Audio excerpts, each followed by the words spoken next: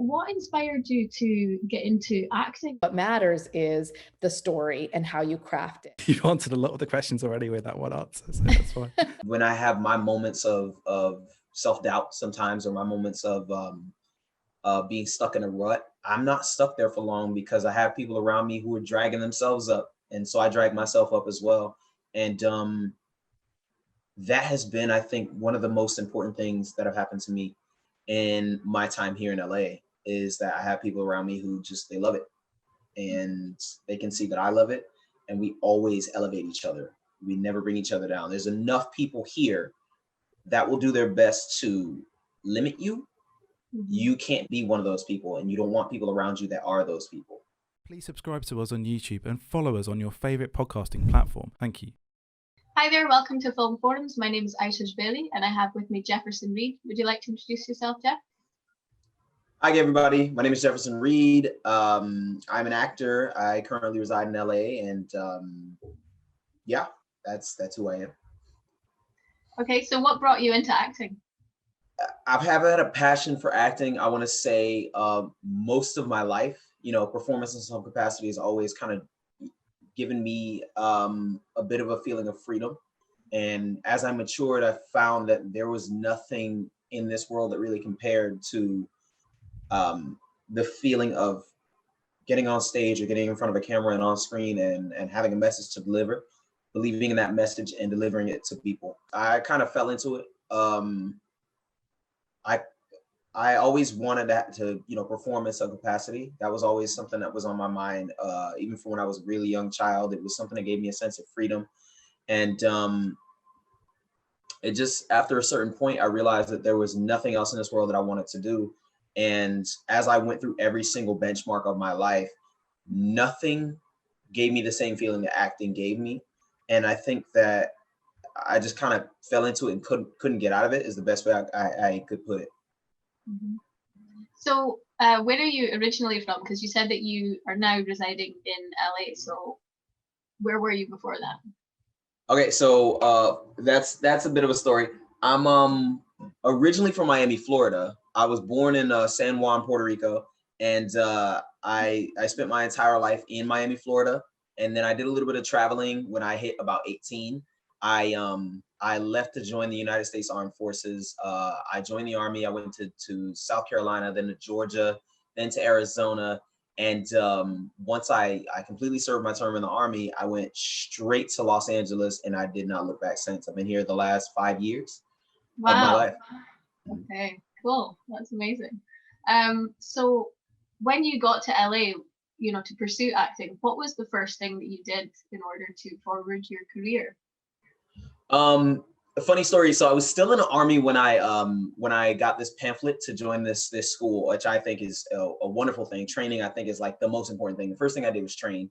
I joined this school called the American Academy of Dramatic Arts. And I remember that I was still, in the service when I had finally gotten accepted, and I started all my paperwork and I started my journey. The first thing I did when I landed in LA was I went straight to training.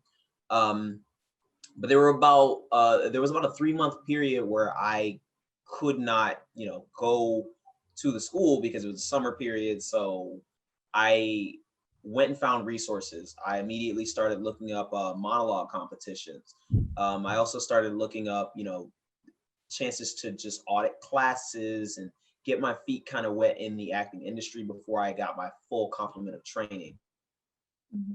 Very first thing that I did, and what I would always recommend to anybody, was I started to learn how to act, the principles of it, and inundate myself into the culture and the mindset of being an actor. Are there any particular acting methods that you gravitate towards? Ooh, that's a good question. Meisner. I find that whenever I'm doing work, I really want my character to sound and breathe like a human being that I would connect with, and thus anyone else would connect with. So repetition work. If I say a line, like say the line is, "Hi, how are you?" I will constantly say it until I feel it, I breathe it, and it makes sense to me that I am saying that without having to think about it, without it sounding like I'm speaking words to another person that are coming off a script. I wanted to be organic. So I find that Meisner is a really good technique to get me to constantly be believable, to never have that mental lag or hesitation that comes with sometimes when you're an actor, you kind of struggle with how do I say this word, or how do I say this line, or I know I have to say something here, rather than you just breathe the line like you breathe everything else. It just kind of comes out of you effortlessly. That's it's always been one that I kind of gravitate. Well, I kind of developed that because originally I did not like Meisner. I had no idea why people kept having me repeat things, but as I developed as an actor, it kind of stuck with me. Mm-hmm. Absolutely, yeah. I can totally understand that. So when you were actually pursuing work, did you go straight out and try to get an agent, or did you build up, some kind of portfolio and show reel first by yourself? So I kind of suffer from that actor thing of I have to do everything at once and I have to do it all well. So when I was in drama school, I was already actively seeking work. So I was on stage pretty much every single weekend. I was in rehearsal every night, as well as during the summertime. I was also training outside of my drama training there. So I had never stopped seeking work, seeking practice, doing theater and kind of sharpening my tools that way. So by the time I had graduated as an actor, I had already had a reel. I had my fully functioning headshots, and we had our, career day kind of thing for actors. And they brought in a manager who was a good friend of one of our teachers at the time. And I caught up with her after the meeting, and I said, I really like your presence, and I like what you taught us and things like that. And if you're looking to represent anyone, I just want to let you know I have material. And she sent me her email. I sent her my headshot, my resume, my reel. And I think it impressed her enough to where she said, I'd like to work with you. And at the time, she hadn't worked with anything but children, youth talent. And so it was such a big, I feel like, compliment to know that I had prepared myself enough to be ready to, have all those things on my plate and have them all work at once. So to answer your question, I kind of did everything at once, with the goal of getting representation. Mm-hmm. And I think it was kind of essential to my career to be like that, regardless, to know that I'm able to do it all at the same time, so that I can practice for, God willing, when my career does take off, I'm already ready. I'm already in that mindset. Yeah, no, I get that. I mean, I think it's amazing that you were able to do it all. One of the issues I think that a lot of working class actors face is some of the costs that come with, getting all the things in order. Like a show reel can cost quite a lot to be edited. I don't know how you got yours. I edited my own one, to be honest. It's not amazing, but it does the job. So that was kind of one of the ways that I cut down costs. But then you've got like headshots, they can be quite expensive. You've got, memberships to different casting websites, so you can find non-union work or even union work. So how did you balance all of that while kind of just struggling, on your own in a very expensive city, might I add? Now that is the question of the ages. A big part of it, obviously, due to having served in the military, I had unique means in that I was able to kind of take what I had from my time in the service and really, there's a thing called the GI Bill. So basically they pay for your education when you're in the military, and also they give you a stipend that averages the monthly housing costs of the city that you're in, which happened to be Hollywood, so it's super expensive. So they sent me a good amount of money per month to live. And so what I did was, instead of taking all of that money, which was a substantial amount, for me, kind of coming out of where I came out of, I got a relatively cheap apartment with a bunch of roommates. I stayed in the living room of my roommates' place, and there were 5 of us there. And I didn't go with the campus housing, which was more expensive for not as much, as you're getting. I saved up as much money as I could because I knew that there would be a lot of investments that I wanted to make. And then I kind of prioritized my cost. I knew that the first thing that I would need would be headshots. I knew that the most expensive and most important thing I would need would be a reel. I took that money that I had saved. I had immediately spent it on headshots, which were actually pretty good because of my manager at the time, the one that I was telling you about. She, got me in contact with some lower cost headshot people who were kind of getting started. And she was like, oh, here's one lady. And I'd like to think I have an eye for quality, because I didn't have the means to just kind of pay my way through quality. And I found somebody who was relatively cheap, who was very, very quality. And I was able to meld that and get really good headshots out of it. I've seen your headshots. They're really, really strong. I mean, I don't know if they're different ones now, but they look amazing. So it's the same person who did those headshots. Her name is Tina, Tajna at garage26la.com. You guys can find her on Instagram. Garage26la on Instagram, and her work is incredible. She is really, really, really focused on getting you the best possible product. So at no point did I ever feel like I was paying for a product. I felt like I was paying for pure quality. I think that her work ethic matched my work ethic, and we were able to make those headshots kind of happen. And it wasn't just I took pretty pictures. It was something that matched what I believed about myself as an actor and as a person. And she was able to help that sing. And the same thing with the reel. The first thing I did was I went and found people who had like film production quality stuff. And I met with them, and I spent at the time I spent like $900 on 3 full scenes. And it was worth it, because they were scenes that fit what I was going for, and they led to later work. And so the way I thought about it was every bit of money that I spent would end up being invested in myself and in what I believe in, and I will get that back. And most of the money that I've spent and invested, I've kind of gotten back to some degree through the projects that I booked. So it kind of worked hand in hand. awesome. So after you got your headshots as affordably as possible, how did you then work your budget, to get all the other things that you really needed to be a professional actor? I was able to be a little bit more cost efficient by kind of doing things in a group. So my roommates and my classmates, when it came down to shooting a reel, I picked 3 scene partners for 3 different scenes. And I had each one of them say, I said, I will get you, I worked it out with the people who shot the reel. And I said, I will get you guys material that's edited towards the character that you play in my reel. So that it'll be scenes that are kind of 50-50 between all 3 of us. You guys pay me half of the cost of your scene. And so, I averaged it out. So each one of them paid me $150, and half of the reel was kind of cut because I was able to, half of the reel cost was cut because I was able to be beneficial to other people around me, and we worked symbiotically instead of, going at it alone.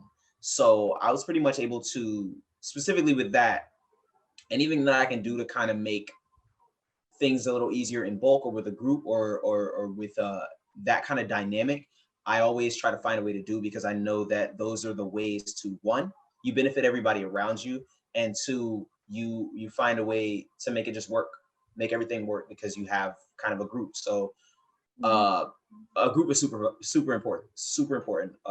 So when it comes down to trying to be more cost efficient, and I've never been a great budgeter, but I do have the ability to know what I need to spend money on and what has to be an absolute priority. So I'll say I need a reel, so that'll be the first thing I do this month or this week. That's top of the list of priorities. So I'm able to kind of budget in that way by putting it first in the time slot, so to speak. Yeah, I get that. That makes total sense. So now that you are actually, you're there, you're acting, what are you working on at the moment? I stream video games, so kind of the lights in the background and the gaming chair that you see me sitting in. I tend to play video games and kind of stream them out to an audience, and it's a good way to get comfortable on camera. It's a good way to also find ways to market yourself as a human being and as an actor. I get to see in real time what elicits a response from people, what, who I am when a camera's on me and when a camera's not. So streaming has kind of become a really pretty a cool thing in my life. Not something I saw myself doing, but it gives me a way to really act without having to perform, so to speak. Yeah. And I understand that you also do karate, and have you applied any of that to your acting or to any of the roles that you've taken up, or would you like to? I wish I could say I do. The reason why I don't is because I find that a lot of the people that I know and that I work with who are very good with physical skills and things like that, some of them kind of get stuck in a place where, if they're really good at martial arts or they're really good at marketable skills, so to speak, they end up, those marketable skills tend to be the things that get them into rooms. And then I once heard that you do what people will pay you for. And so people will constantly say, hey, I'll pay you to be a stunt person. Hey, I'll pay you to be a stunt person. And then all of a sudden you have about 30 stunt credits on your resume and you're still kind of lagging behind in what you really came here to do. Yeah. So I'd like to keep that I'm a martial artist and like to use that, but I do not put that on the forefront of anything. Mm-hmm. I love to be on set and in a character where they say, oh, can you do can you punch him? And I'll say, oh, awesome. I have a few ideas of what I can possibly do. So I use it to supplement my acting skills. And I believe it was Paul Berry, one of my favorite acting coaches, that kind of influenced me to really focus on what I came here to do and let everything else add to it, rather than, lose confidence in my acting because I really, really want to just be marketable. Yeah, I understand that. I mean, a lot of people can get pigeonholed, You've got some tremendous actors that are pigeonholed as comedy only, and they're not comedy only. They're excellent actors. I hate it. Well-rounded, So, and the same goes with physical arts as well. Definitely, you end up just being maybe known for that one thing.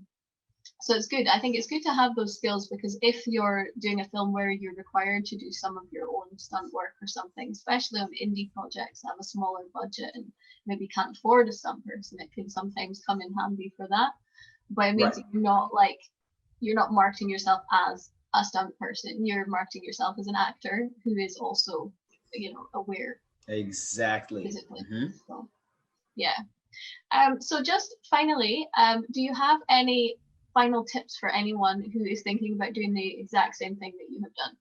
Glad you asked that, because it's honestly the best thing that I can say is to get people around you who believe in themselves, who have similar ideals and similar passions. It doesn't necessarily have to be actors. Really helps if it is, but get people around you who really, really want to be great at what they do, or they enjoy what they do, or they have enough enjoyment of life and passion for their careers and everything else around it that it kind of bleeds into you. Because I once heard you the average of the 5 people you spend the most time around, and I really believe that. So I try to spend my time around people who really love what they do, around people who really want to get better, around people who really, really just enjoy life, so that when I have my moments of self-doubt sometimes, or my moments of being stuck in a rut, I'm not stuck there for long, because I have people around me who are dragging themselves up. And so I drag myself up as well. And that has been, I think, one of the most important things that have happened to me in my time here in LA, is that I have people around me who they love it, and they can see that I love it, and we always elevate each other. We never bring each other down. There's enough people here that will do their best to limit you. You can't be one of those people, and you don't want people around you that are those people. And I'm asks. Oh, come on. How stressed out can you be? You're in therapy every week. I am not gonna apologize for going to therapy. I'm not asking you to. You're not making me feel great about it. Don't be so sensitive. But I am sensitive, Mia. And if you're not cool with that, then, I don't know, maybe we shouldn't be together. Maybe you should be with somebody who's not funny and an asshole and who doesn't like things that smell good. But I'm not that. I don't want to be that. I don't want you to be. You stop playing, Dre. I got shit to do. Yeah, you do, but it doesn't involve you waiting out here for trouble to find you. You're supposed to hide from trouble. Keep it out of his bullseye. I had a target on my back since the 1st grade. Ain't nothing you could do about that. Yeah, but everything you do will keep bullets from flying. Mom didn't raise us like this. And now she gone. So who gonna come for me, bro? Good afternoon. How are you? Aren't you just loving the day away? Listen, birds. I have never seen anyone this excited to be in a doctor's office before. Are you high on something? Not on something, everything. A cute boy likes me. Uh-huh. Are you sure? Did you accidentally huff a can of paint? We're gonna wait for the paramedic staff to move back. Then we'll have some cover to double back out of the ravine. You don't strike me as the type to be afraid of anything. When you're a soldier, you got 2 options. You can run and look over your shoulder, or you can run towards your target guns blazing. Which one is the option that gets us out of here alive? The one where you stay the fuck out of the line of fire. Please subscribe to us on YouTube and follow us on your favourite podcasting platform. Thank you.